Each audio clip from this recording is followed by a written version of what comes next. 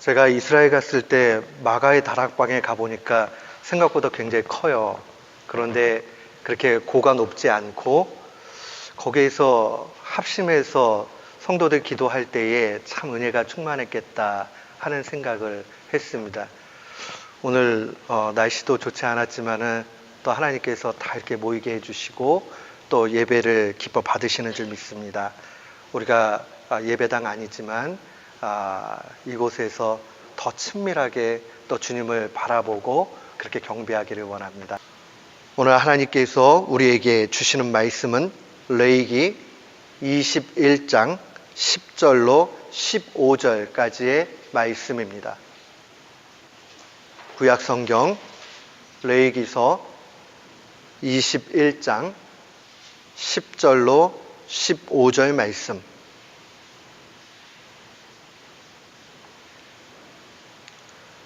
우리 같은 마음으로 10절부터 15절까지 함께 봉독토록 합니다. 자기의 형제 중 관유로 부음을 받고 위임되어 그 예복을 입은 대제사장은 그의 머리를 풀지 말며 그의 옷을 찢지 말며 어떤 시체든지 가까이 하지 말지니 그의 부모로 말미암아서도 더러워지게 하지 말며 그 성소에서 나오지 말며 그의 하나님의 성소를 속되게 하지 말라. 이는 여호와 하나님께서 성별하신 관유가 그 위에 있음이니라. 나는 여호와니라. 그는 처녀를 데려다가 아내를 삼을지니 과부나 이혼당한 여자나 창녀짓을 하는 더러운 여인을 취하지 말고 자기 백성 중에서 처녀를 취하여 아내를 삼아 그의 자손이 그의 백성 중에서 속되게 하지 말지니 나는 그를 거룩하게 하는 여호와임이니라. 아멘. 저는 오늘 레위기서 21장 10절로 15절 말씀을 통해서 하나님께 더 가까이 가라라는 제목으로 주의 말씀을 선포하도록 하겠습니다. 우리가 레위기서를 계속 살피고 있는데 레위기서에 보면 많은 규례와 절차들이 나옵니다. 자꾸 이렇게 읽다 보면 우리 이런 생각이 들 수 있어요. 야, 이거 도대체 이런 규례와 절차들이 오늘날 나랑 무슨 상관이 있는가 하는 생각이 듭니다. 마치 기독교 신앙이 이론적인 종교, 형식에 매여 있는 그런 모습같이 느껴지기도 합니다. 사람들이 창세기부터 쭉 말씀을 읽다 보면 레위기서 쭉 오게 되면은 이거 나랑 상관도 없는데 하면서 읽기를 힘들어 하기도 하지요. 그런데 레위기서를 우리가 깊이 묵상해 보면 이 레위기서가 굉장히 실천적이고 또한 우리의 삶에 있어서 완전히 변화를 요구하는 그러한 메시지라는 것을 알게 됩니다. 그러니까 이 레위기서는요, 한마디로 어떻게 살아야 되느냐 하는 것에 대해서 알려주는 그러한 책입니다. 신앙은 언제나 머리에 남아있지 않아요. 신앙이라는 것은 머리에만 있는 차원이 아니라 삶의 변화를 이끌어 갑니다. 그래서 신앙의 열매라는 것이 매우 중요합니다. 열매 없는 신앙은 가짜가 되고 맙니다. 오늘 본문 말씀은 특별히 이 21장으로 오게 되면 제사장에 대한 규례가 나타나요. 1절부터 9절까지는 일반 제사장에 대한 규례고요. 10절부터 15절까지는 대제사장에 대한 규례가 기록되어져 있습니다. 오늘 이 1절로 9절 말씀에 보니까 일반 제사장들에 대해서 그 규례를 보면 금기 상황이 나와요. 보면 시체를 가까이 하지 말라라고 그렇게 이야기를 하고요.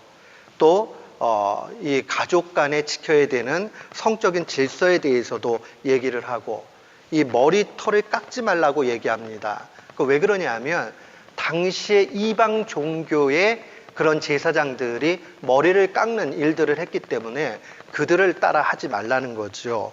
또한 이 제사를 이끄는, 다른 말로 얘기하면 예배를 집례하는 직분이 제사장이었기 때문에 특별히 거룩할 것을 이야기합니다. 또 결혼에 있어서도 이렇게 얘기하죠.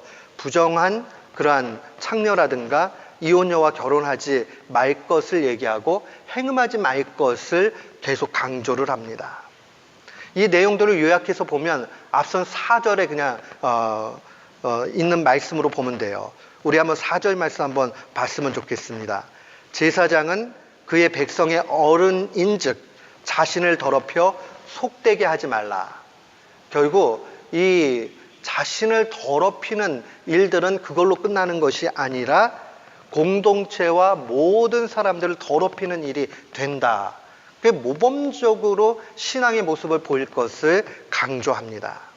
그런데 오늘 10절부터 15절 말씀을 보면 일반 제사장보다 더 높은 위치에 있는 대제사장, 이 대제사장에 대한 규례는 더욱 엄격합니다. 그들은 관유를 부어서 제사장이 됩니다. 머리에다 관유를 부어요. 근데 이 관유는 어떻게 만드는 건지 지금도 잘은 몰라요. 아주 비법인데 이 거룩하게 만들어지는, 그래서 대대로 이것을 만드는 일들을 성별해서 했습니다. 근데 이 관유라는 것은 감람류에다가 많은 향료품들을 집어넣어 가지고 만든다라고 얘기를 해요. 아주 거룩하게 그렇게 만들어졌습니다. 머리에 바르기 위해서, 뿌리기 위해서 만들어진 거죠. 특별히 제작을 했고 관리도 대제사장만 할 수 있었습니다. 그런 이 대제사장에게 요구되는 그러한 규례는 이렇습니다. 머리 풀지 말고 옷을 찢지 말고 부모의 시체로 가까이 하지 말라. 이 머리를 풀지 말고 옷을 찢지 말고 부모의 시체도 가까이 하지 않는 것은 장례와 관련된 일입니다. 우리 종종 히브리 사람들이 옷을 찢는다 하는 말은 어떤 의미를 가지고 있냐면 슬퍼한다 이런 얘기를 가지고 있어요. 옷을 찢는다는 말이요. 또 이 머리를 풀어 제키는 일들은 굉장히 그 큰 애통 가운데 있을 때 하는 일입니다. 그런데 오늘 본문 말씀에 보니까 대제사장은 머리 풀지 말고 옷 찢지 말고 심지어는 부모님의 장례가 나도 시체를 가까이 하지 말 것을 이야기합니다. 왜 그럴까요? 영생에 대한 소망들을 더 크게 모범되게 보이라는 얘기입니다. 그래서 죽음을 초월해 있는 그 영원한 나라에 대한, 부활에 대한 소망을 가지고 제사장들, 특별히 대제사장이 그 앞에서 더 행해 나갈 것을 의미하는 겁니다. 그리고 또 지나치게 이 땅의 이생의 삶에 집착하지 말라는 것을 보여주는 겁니다. 왜냐하면 이생의 것을 너무 집착하다 보면요, 하늘의 신령한 것을 놓치게 되기 때문에 그러합니다. 뭐 제 개인적인 얘기라 제가 좀처럼 얘기는 하지 않지만 돌아가신 아버지가 하셨던 말씀이 늘 잊혀지지가 않는 게 있습니다. 그게 뭐냐면 가만 보니까 다른 종교에 결혼하지 않는 그런 종교에 있는 분들을 이렇게 보니까 가족이 없으니까 단촐하고, 그러니까 물질에 대한 욕심을 적게 갖는 것 같더라 라고 얘기하면서 그냥 교회 다닐 거면 그냥 캐토릭을 다니는 것도 어떻겠냐 그렇게 말씀하신 적이 있어요. 캐토릭은 신부님도 결혼을 안 하니까요. 물론 저는 뭐 신학적인 입장도 다르고 신앙도 다르고 다른 고백들이 있기 때문에 그렇게 하지는 않았지만 그 아버지가 그냥 마음속에 가졌던 성직자에 대한 기대가 무엇인지는 언제나 마음에 가지고 있는 것이 있습니다. 그러니까 그냥 제 마음속에 가지고 있는 거죠. 일반 성도들이 목회자들, 성직자에게 기대하고 있는 것, 좀 더 이 땅의 것에 대해서 집착하지 않는 모습을 원한다 하는 것을 생각을 해봅니다. 결혼 규례에 대해서도 오늘 보면 이렇게 되죠. 이 반드시 처녀하고만 결혼해야 될 것을 규정하고 있습니다. 14절 말씀에 보면 혼자 된 사람이나 이혼한 사람이나 창녀와는 결혼할 수 없다라고 그렇게 이야기를 합니다. 앞선 대제사장의 규례보다 더 엄격한 것을 볼 수 있습니다. 우리는 이런 생각이 들 수 있어요. 나는 제사장도 아니고 구약의 이 규례가 오늘 이 신약 이후에 은혜 시대를 살고 있는 우리에게 무슨 상관이 있을까? 우리가 이 모든 것을 문자적으로 적용할 것은 아니지만은 그것을 구체적으로 내 삶에 적용하고 삶의 열매가 있도록 해야 됩니다. 먼저 우리가 어떠한 사람이냐, 신자가 뭐 하는 사람이냐, 크리스천은 누구냐 하는 것에 대해서 우리가 좀 깊이 생각해 봐야 됩니다. 베드로 사도는 베드로전서 2장 9절에 이렇게 증거했습니다. 너희는 택하신 족속이요 왕같은 제사장들이요 거룩한 나라요 그의 소유된 백성이다. 너희는 택하신 족속, 왕같은 제사장. 왕같은 제사장이란 말을 좀 생각해 보면 이 구약의 제사장의 규례가 우리와 전혀 무관하다 볼 수 없다는 것을 보게 됩니다. 주님은 우리가 거룩하길 원하고 일반 사람들보다 더 깨끗하기를 원하고 더 높은 수준으로 살기를 원하십니다. 성도는 하나님 앞에서 왕 같은 제사장입니다. 하반절에는 계속 이렇게 얘기해요. 이는 너희를 어두운 데서 불러내어 그의 기이한 빛에 들어가게 하시니에 아름다운 덕을 선포하게 하려 하심이라. 오늘날 이 사실을 좀 더 우리는 생각해 봐야 됩니다. 이제는 외부 사람들이 교회에 대해서 더 기대하지 않습니다. 목회자에 대해서 더 이상 기대하지 않습니다. 여러분, 정확하게 우리가 알아야 돼요. 밖에 있는 사람들이 교회에 대해서 기대를 하고 목회자에 대해서 기대한다라고 생각하면 오해입니다. 결코 그러지 않습니다. 기대하지 않고 그냥 그런 거지 뭐 이런 시절이 되었습니다. 여러분, 불행의 시대를 살고 있습니다. 지난 주간에 뉴스를 보신 분들 아실지 모르지만 그래도 여기 시카고 지역에 제법 큰 교회라고 이야기할 수 있는 하베스트 교회의 제임스 맥도널드 목사님 사임이 아니라 파이어를 됐어요. 왜 이렇게 파이어가 됐느냐? 이분이 계속적으로 리더 그룹과 문제도 일으켰고 이 재정적인 문제 때문에 결국은 그 모임에서 리더 그룹에서 파이어가 됐습니다. 한국에도 보도가 다 됐습니다. 근데 별로 안 놀래요. 문제는요. 옛날 같으면 야 어떻게 목사님이 그래? 어떻게 교회가 그럴 수 있지? 라고 했는데요. 이제는 안 놀래요. 여러분, 우리가 우리의 현실을 잘 알아야 됩니다. 왜 안 놀랍니까? 그런 일이 너무 많이 일어나기 때문에 그냥 그렇지 뭐, 다 그런 거지 뭐. 불행의 시대에 정말 심각한 시절을 우리가 살고 있다는 사실을 분명히 알아야 됩니다. 사랑하는 성도 여러분, 그렇기 때문에 우리는 레위기서로 더 깊이 들어가야 됩니다. 그리고 우리는 하나님이 원하시는 길로 나아가야 됩니다. 신자는 어떻게 살아야 됩니까? 한마디로 얘기하면 거룩하게 살아가야 돼요. 여러분, 우리 교회만큼은 이런 생각하지 말아야 돼요. 목사도 사람인데 그 말이요, 목회자를 이해해 줄 때 사용할 때는 참 좋아요. 근데 요즘에는 제가 봤을 때는 뭐 다 똑같지 뭐 별거 있겠어? 그리스도인에 대해서도 사람인데, 여러분 교회 다니고 그리스도인이고 하는데 다른 게 뭐가 있는가 한번 생각해 보세요. 죄 지을 거 다 똑같이 죄 짓고 나쁜 짓 할 거 다 나쁜 짓 하고 속여 먹을 거 다 속여 먹고. 이민 사회 와가지고 제일 많이 듣는 얘기 중에 하나 뭡니까? 믿는 사람한테 사기당했다예요. 여러분, 우리가 심각하게 우리의 마음을 찢고 다시 한번 우리의 자취에 대해서, 자리에 대해서 다시 한번 생각해 봐야 됩니다.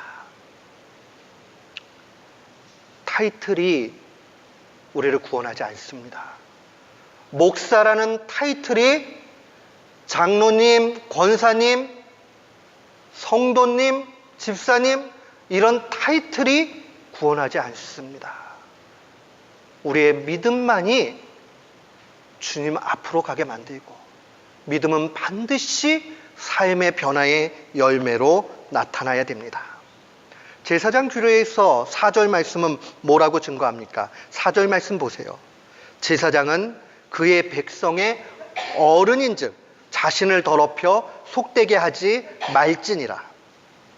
옛날에는요, 1세대 우리 한국교회 목사님들, 제가 한 3세대쯤 된다고 보면 한 2세대 목사님들까지는 이런 강조를 할 필요가 없었어요. 그때는요, 지금과 같이 똑같이 갈등도 있고 어려움도 있고 그렇게 했지만 믿지 않는 사람들도 목사라고 그러면 다르게 봤어요. 교회 장로님이라고 그러면 새롭게 봤어요. 예수 믿는 사람이라고 그러면 다를 거라고 기대했어요. 지금 안 그렇잖아요. 근데 이 말씀이 왜 중요합니까? 그의 백성의 어른이다. 어른이 어른 역할을 못하면 지탄을 받습니다. 손가락질을 받게 됩니다. 그런 의미에서 우리가 마음을 찢으면서 생각해 봐야 됩니다. 개인뿐만 아니라 공동체를 생각해야 됩니다. 그의 백성의 어른인즉, 자기가 잘못하고 실수하고 개인적인 차원으로 제사장이 잘못한 거로 끝나지 않는다는 거예요. 그것이 공동체를 다 병들게 만들고 죽음으로 이끌어 간다는 사실을 분명히 알아야 됩니다. 제가 목회하면서 하나 깨달은 게 있어요. 무서운 깨달음이에요. 성도님들을 안타깝게 생각하는 마음이 있지만 조금도 성도님들에게 원인과 책임을 묻는 얘기가 아니에요. 한 10년쯤 지나잖아요. 담임 목회자를 성도들이 그대로 닮아갑니다. 그거 희한해요. 한 10년쯤 지나면 성품, 좋아하는 것, 태도, 이런 것이 언제나 그래요. 제가 잘 아는 목사님인데 이 목사님이 아주 따뜻한 마음으로 목회를 잘합니다. 아주 강한 사람들도 와서 한참 지나고 나면 따뜻한 마음으로 바뀌어져 있습니다. 이 목사님이 또 하나님의 인도함이 있어서 다른 교회로 갑니다. 근데 그 교회로 가니까는 이 교회가 다툼도 많이 있고, 그 다음에 제일 이 목사님 마음을 아프게 한 건 뭐냐면 예배 시간이 안 지켜지는 거예요. 예배 드리는 태도가 바르지 않는 거예요. 그래서 이 목사님이 하나님 앞에 기도할 때마다 주님이 자꾸 그런 말씀을 주시더래요. 절대로 그거 고치라는 설교를 하지 말고 네가 바른 예배를 드리라. 자꾸 그 마음을 주셔서 정말 그냥 화는 머리 끝까지 나고 목 있는 데까지 얘기하고 싶은 마음이 드는데 하나님 자꾸 그렇게 말씀하시니까 침묵한 거예요. 나중에 신학까지 지나고 나니까 변해 있어요. 변해 있어요. 예배 드리는 태도도 바뀌고 시간을 지키는 것도 바뀌고 모든 사랑의 성품들로 바뀌어 있는 거. 이게 제가 무서운 게 있어요. 우리 교인들은 저랑 5년, 10년 지나고 나서 신앙생활 하고 나면 어떻게 변해 있을까? 만약에 하나님 보시기에 참 좋으면 좋은데 그게 아니면 목회자가 제대로 보여주지 않았다라는 사실을 기억해야 됩니다. 여러분, 이거는 이거로 끝나지 않습니다. 교회 지도자들도 동일합니다. 교회 지도자들이 어떠한 모습을 보여주느냐에 따라서 다음 세대의 예배와 미래가 결정됩니다. 제가 담임 목회하기 전에 언제나 주일학교 오래 했습니다. 주일학교 학생들 가르치면서 얻은 결론과 교훈이 있습니다. 용서하고 들으세요. 자녀들은 부모 그대로 닮습니다. 부모 그대로 닮습니다. 저 왜 저래? 하지 말아야 됩니다. 나 닮은 겁니다. 무거운 얘기죠. 무거운 얘기죠. 무서운 얘기죠. 우리가 제사장 되었다라는 게 이렇게 큰 책임이 있다 하는 것을 기억을 해야 됩니다. 오늘 본문에 또 앞서 12절 말씀을 한번 보십시오. 그의 하나님의 성소를 속되게 하지 말라고 이야기를 합니다. 교회에 대한 책임이 지도자들에게 있다는 것을 알려줍니다. 15절 말씀은 그의 자손이 그의 백성 중에서 속되게 하지 말라라고 얘기합니다. 대제사장의 범죄, 타락, 이게 개인의 문제로 끝나지 않는다는 거예요. 교회도 병들게 만들고 민족 공동체도 다 죽음의 길로, 사지로 몰아간다는 겁니다. 여러분, 우리가 이 책임감을 가져야 됩니다. 부모가 신앙적으로 바로 서지 못하고 바른 길을 가지 못하게 되면 그러면 가정이 다 무너지게 되겠죠. 그런 것처럼 정말 교회 공동체, 민족 공동체가 지도자들의 믿음의 모습 가운데 있다는 사실을 우리는 분명히 알아야 됩니다. 그 책임감을 가지고 우리는 거룩함으로 나아가야 됩니다. 거룩의 율법에 대해서 우리 하나님은 어떻게 해석을 하고 계실까? 예수님의 모습을 보면 잘 나타납니다. 결론부터 이야기하면 예수님은 언제나 율법이 알려주고 있는 것보다 더 높은 차원으로 해석하셨습니다. 여러분, 적절히 양보하고 타협하는 일들은 거룩의 문제에는 적용해서는 결단코 안 됩니다. 우리가 의견이 조금 다를 수 있어요. 의견 다른 것을 타협하는 일들은 좋은 일이에요. 그렇죠? 중점을 이렇게 가지고 가기 위해서. 그러나 신자가 어떻게 살아야 되느냐, 우리가 어떻게 예배자로 살아야 되느냐 하는 이 문제를 적절하게 세상과 타협해가지고 살게 되면 세상이 우리를 잡아먹습니다. 수준을 낮추면 죽게 됩니다. 수준 낮추면 정말 죽게 돼요. 제가 설교를 이렇게 하게 되면 종종 저랑 가까운 분들은 저한테 그런 질문을 합니다. 너무 율법적이에요. 복음의 자유가 없어요. 여러분, 복음의 자유는요, 율법에 의해서 철저하게 주님 앞에 매달려서 그렇게 살고자 하다가 안 되는 사람이 처절하게 죽을 때에 그때에 내 힘으로 안 되는구나, 주님밖에 없구나 할 때 복음의 은택이 오는 것이지, 자기는 개판으로 막 살고 마음대로 살아놓고 그 다음에 하나님이 다 용서해 주시겠다, 그거는 하나님을 욕되게 하는 것입니다. 그래서 더더욱 이렇게 말씀을 가지고 살기로 작정을 했습니다. 여러분, 우리 교회는 수준 낮추면 안 돼요. 죽어요. 수준 낮추면. 율법적이다? 율법적이라고 생각하셔도 돼요. 그렇게 하다 보면 복음의 큰 것이 나를 치게 됩니다. 수준을 높여놓고 내가 그렇게 못 사는 것에 대해서 하나님 앞에 매달리고 나는 왜 이렇게 못 살지요? 하고 하나님 앞에 매달리다 보면 은혜의 큼을 경험하게 되는 겁니다. 신명기 19장 21절에 이렇게 증거되어져 있어요. 네 눈이 긍휼히 여기지 말라. 생명에는 생명으로, 눈에는 눈으로, 이에는 이로, 손에는 손으로, 발에는 발이니라. 율법의 조항의 일반적인 적용들은 이 모습대로 갑니다. 누구의 눈을 상하게 했어요? 그는 눈을 잡아 뽑아야 돼요. 누구의 발을 상하게 했어요? 그 발을 부러뜨려야 돼요. 이게 원래 율법의 당시의 고대 근동에 있는 모든 법률의 기본 정신이었습니다. 근데 이것에 대해서 주님은 참 특이한 해석을 해서 우리에게 알려주셨습니다. 마태복음 5장 38절로 39절입니다.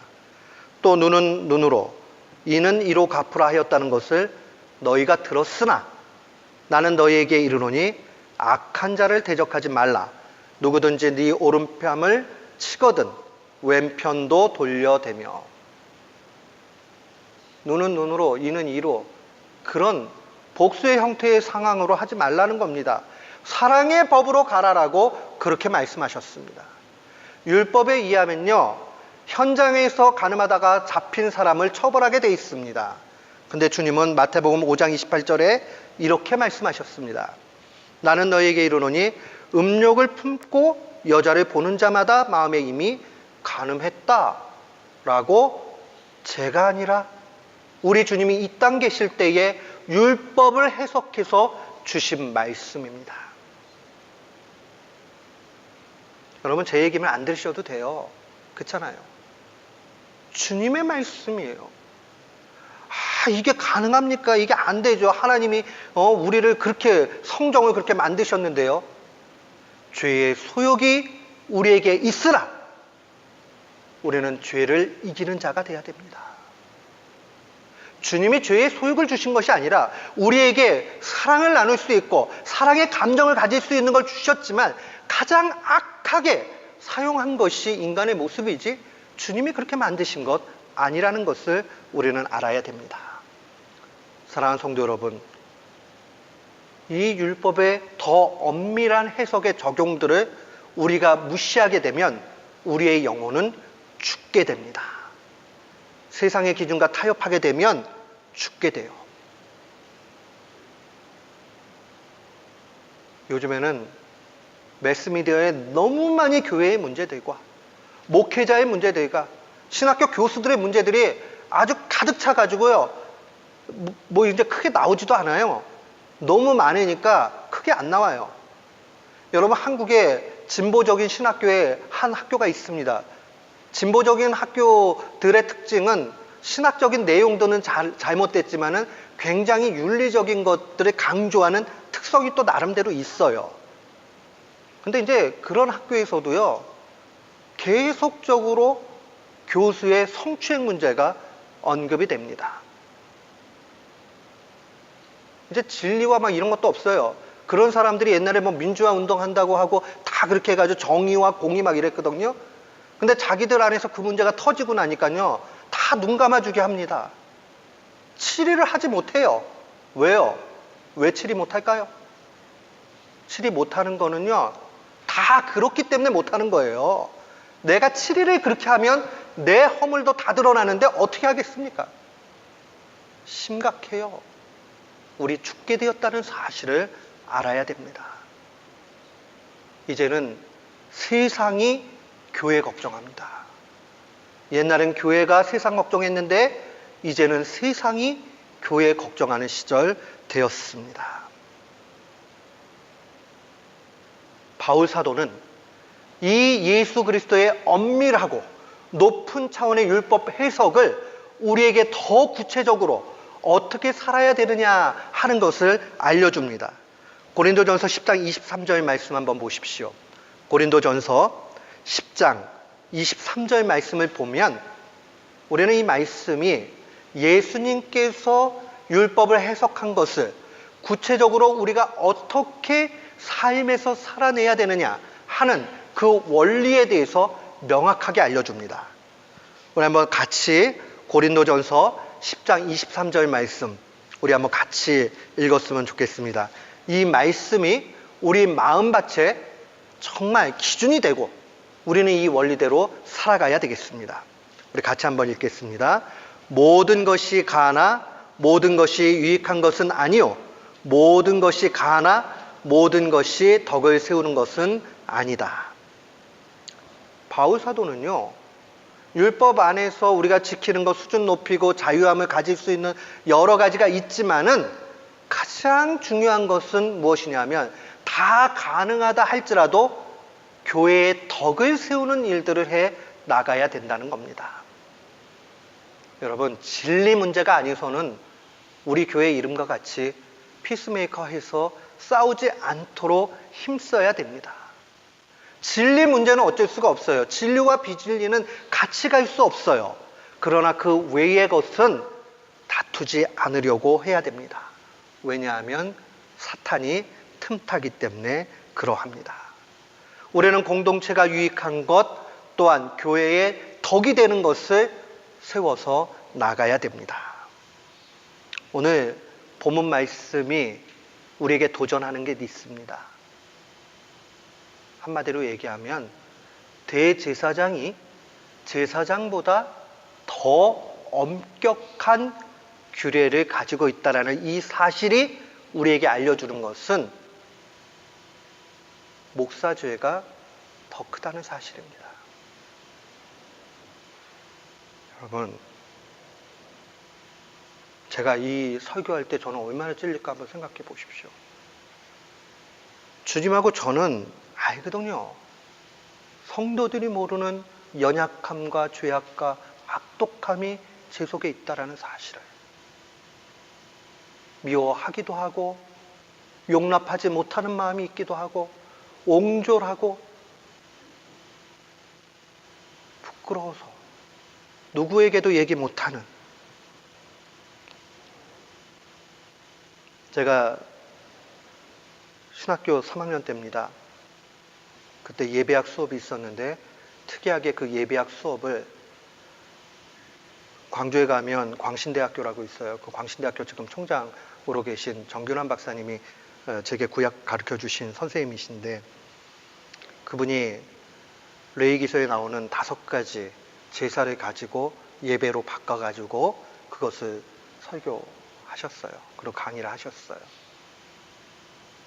거기 보면 제사장이 잘못하면요 반드시 흠없는 수양으로, 송아지로 그렇게 제사를 해야 했습니다. 다른 사람들이 잘못하면 조금 재물 작은 거 가지고도 할 수 있었어요. 근데 제사장이 할 때는 반드시 값진 거, 수송아지 가지고 해야 됩니다. 그러면서 그분이 하신 말씀이에요. 목사제가 더 크다. 그때는 별로 안 와닿았어요. 신학생이었지 목사 아니었으니까요. 그때는 전도사 이제 막 나가가지고 있었을 때였기 때문에 별로 그렇게 와닿지 않았어요.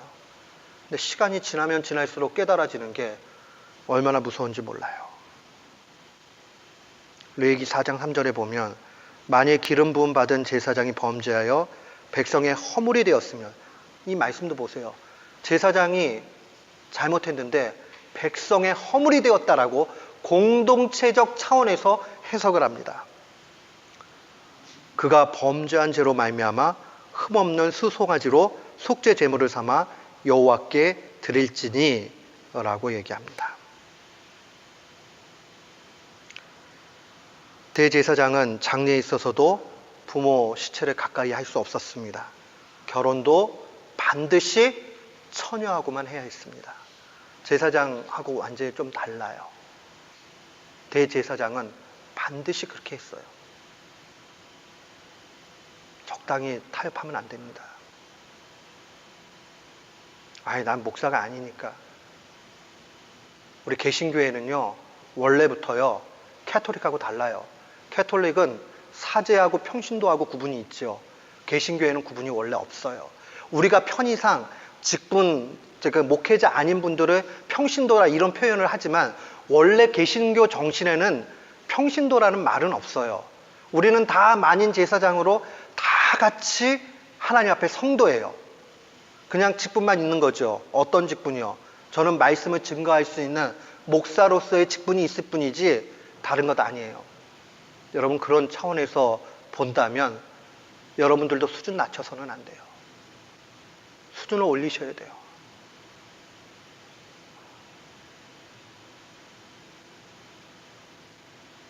용서하고 들으세요. 제가 왜 이 말씀을 드리냐면, 우리는 자칫 잘못하면 우리의 허물을 보지 못하고 정죄하고 낙인 찍고 하는 데 익숙한 사람들이기 때문에 그래요. 여러분, 성도님들 만나면 많은 분들이 목회지에 대한 기대가 있는 분들이 있어요. 저는 귀하다라고 생각을 해요. 교회에 대한 기대가 있는 분들이 있어요. 교회가 그렇게 가면 안 된다.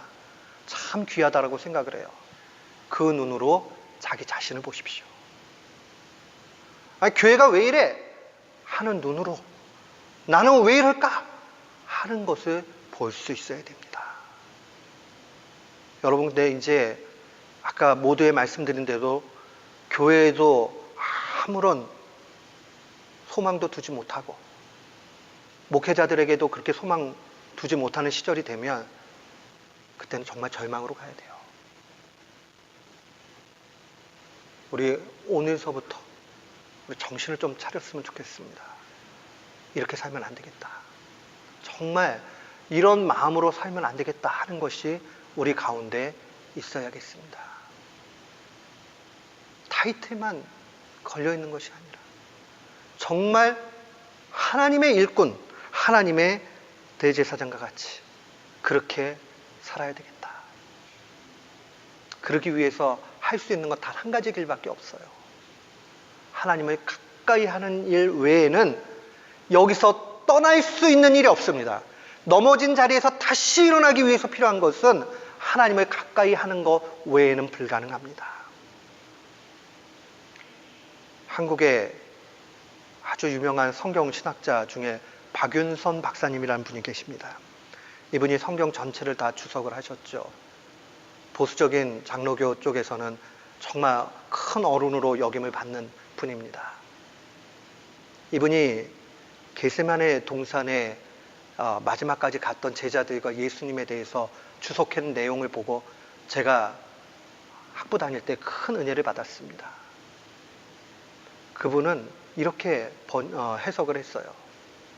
예수님께서 마지막까지 세 제자를 데리고 겟세마네 동산 있는 데까지 갔는데 그 세 제자가 연약하고 부족했지만은 다른 제자들보다 더 주님과 가까웠고 그들이 하나님의 큰 일을 감당했다, 이런 얘기를 분명히 주석하고 있습니다. 제가 드리고 싶은 얘기는 우리가 주님을 더 가까이 하는 일을 할 때에, 그렇게 될 때에 세상 속에서 그리스도인답게 살아갈 수 있고 그것이 우리의 사명이라는 것을 기억해야 됩니다. 하나님 앞에 더 가까이 가는 것. 우리는 얼마나 주님과 가까이 동행하고 있습니까? 얼마나 가까이 가고 있습니까? 우리의 삶에 어떠한 열매가 있습니까? 오늘 우리가 이 말씀을 마음에 간직하면서 날마다 주님 앞으로 가까이 나아가는 귀한 교우들 되시기를 주님의 이름으로 축원합니다. 아멘.